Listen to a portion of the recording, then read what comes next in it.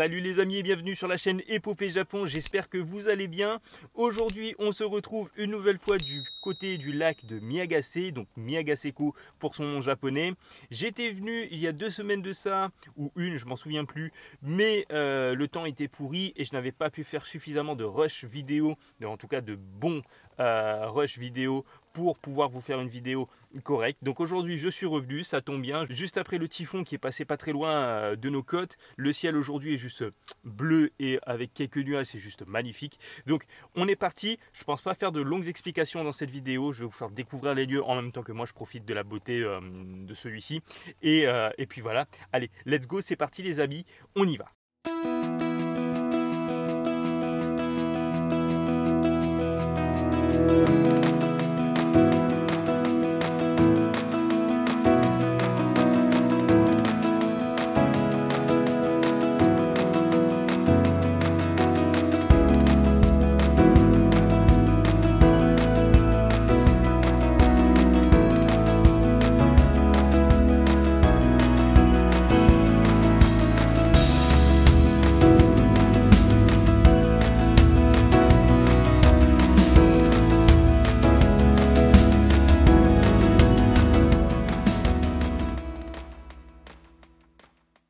Alors il faut savoir que le lac Miyagase, c'est un lac qui s'est formé suite à la construction d'un barrage hydraulique un peu plus en aval.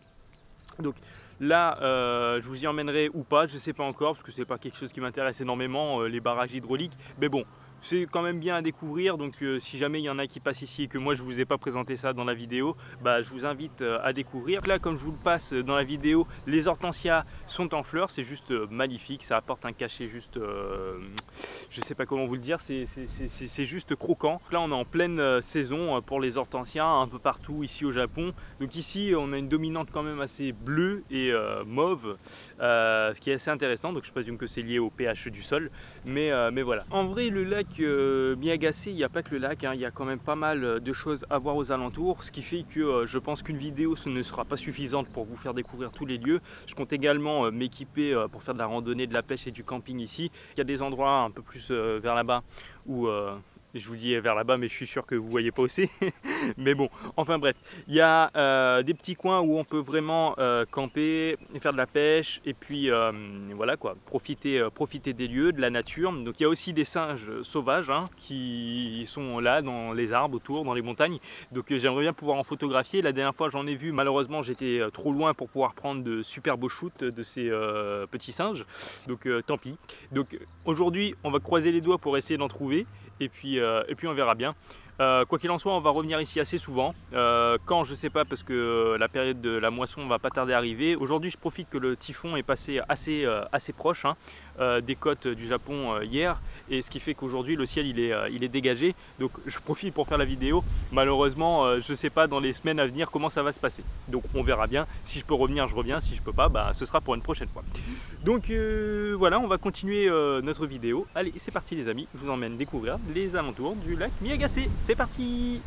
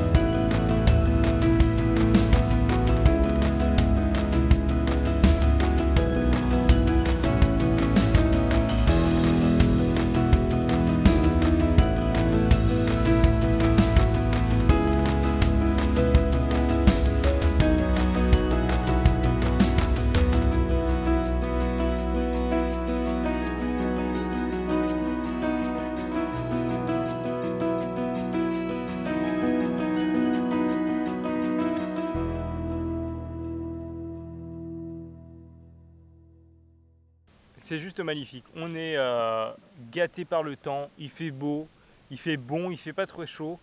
On a un petit vent qui vient rapporter un cachet vraiment reposant à cette petite balade qu'on est en train de faire ici sur les bords du lac Miyagase. C'est juste magique. J'aimerais bien pouvoir rester ici tout le temps. C'est juste magique. C'est très reposant. Donc vraiment c'est un endroit que je vous invite à venir découvrir ici si vous venez au Japon ou si vous habitez au Japon en tant que Français.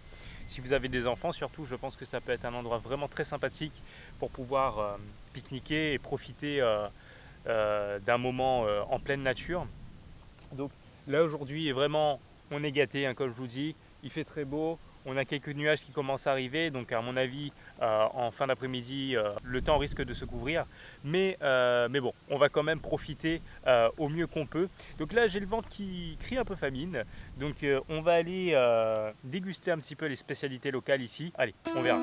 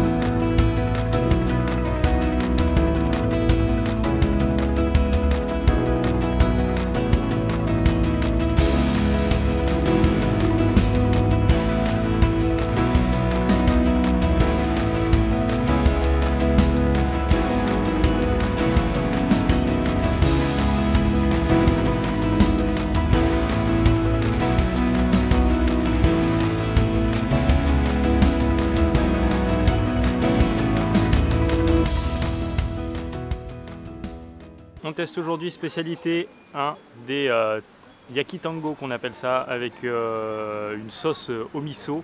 Donc pour ceux qui sont déjà allés à Nikko ici au Japon, je suis sûr que vous en avez déjà vu.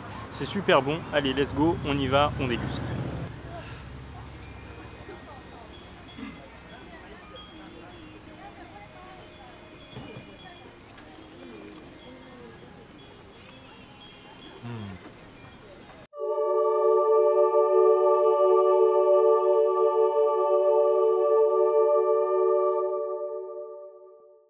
On attaque ensuite avec du poisson grillé en brochette. On appelle ça l'ayu ici. Alors c'est un poisson typique ici au Japon, mais je ne sais pas exactement à quoi il correspond en Europe. Je crois qu'on le trouve uniquement en Asie ce poisson, donc on va le tester.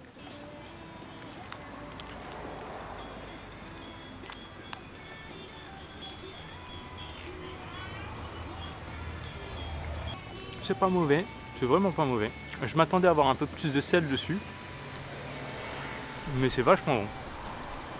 C'est super bon, ça me donne envie d'aller camper ici au Japon, aller pêcher et profiter en pleine nature de ce que nous offre Mère Nature. C'est super bon. Donc ayu à découvrir, c'est super bon les amis. Je m'attendais quand même à un peu plus de sel dessus et je pense qu'avec un peu plus de sel ce serait meilleur. mais c'est juste magique. C'est que nous en France, on a l'habitude d'enlever les... Enfin, je sais pas si pour tout le monde c'est pareil. Non, quand je restais en France, c'était comme ça. C'est que tout ce qui est entrailles du poisson, donc tout ce qui est l'estomac, tout ce qui est à l'intérieur, quoi, les viscères, on les enlève pour faire ce genre de truc. Et là, tout est... Tu manges tout, quoi. Tu manges tout dans le poisson, que ce soit les entrailles, la chair, les arêtes, tu prends tout. Mais, igaito, comme on dit ici au Japon, contrairement à ce que j'aurais pu, aux a priori que j'aurais, c'est super bon. Donc on continue à manger et puis on verra quoi. Allez.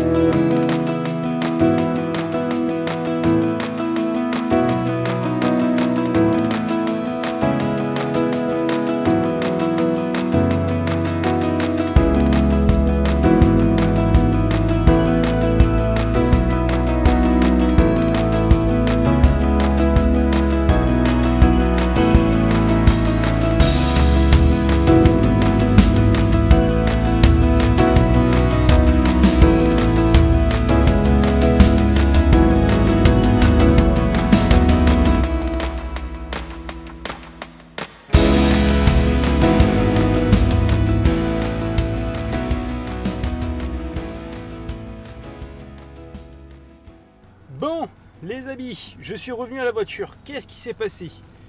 J'ai marché pour essayer de trouver l'entrée des chantiers, mais j'ai pas trouvé. Et les seules entrées que j'ai trouvées, c'était des tachi rikinchi, ce qui veut dire interdiction d'entrer sur le sentier. Donc du coup, je reviens à bredouille, sans photos de singes. J'espérais avoir des photos de singes sauvages, mais j'ai pas pu. Impossible de trouver les entrées, et les seules entrées, comme je vous dis, elles étaient interdites. Donc du coup, je suis revenu à la voiture parce que je suis fatigué du coup avoir marché tout le long là. Je reviendrai sûrement ici. Là, le temps commence à se couvrir de nouveau, donc je vais pas pousser plus loin la vidéo d'aujourd'hui. Et puis comme je vous dis, je suis fatigué. Demain, je travaille en plus, donc je vais pas trop pousser. Mais on se retrouve très prochainement pour une nouvelle vidéo sur la chaîne, ici ou à un autre endroit, je ne sais pas encore. On va avoir une grosse période de moisson là qui va bientôt arriver dans les semaines qui viennent là, donc de la pluie tous les jours potentiellement, ce qui fait que je ne pourrai peut-être pas sortir et sûrement ne pas pouvoir vous proposer de vidéo. Quoi qu'il en soit, on se retrouvera très prochainement pour une vidéo. Comme je vous dis, la chaîne n'est pas morte et je continue l'aventure. Épopée Japon continue son aventure ici. Donc voilà.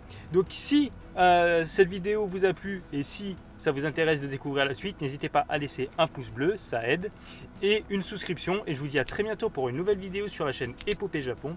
Allez, à plus les amis, ciao, c'était Grégory d'Épopée Japon.